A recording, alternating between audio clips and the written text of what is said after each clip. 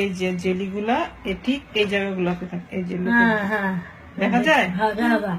আচ্ছা, তারপরে এই যে এই পাশে এই যে পল্লায় পল্লায় এই যে এরকম এই যে দেখাই যেতেছে যে উঁচু হয়ে গেছে। হ্যাঁ, এই যে ওরা কতটুকু ওজন বাড়াইছে আমি জানি না, কতটুকু ওজন বাড়ে একটা মানুষের জীবনের থেকে কি কটা পয়সার মূল্য বেশি? হ্যাঁ, এই যে পাইছেন, এই যে চাক্কা, একদম বড় চাক্কা। হ্যাঁ, মালিক মিয়া এই জিনিস খাইলে তো মানুষ মারা যাবে না?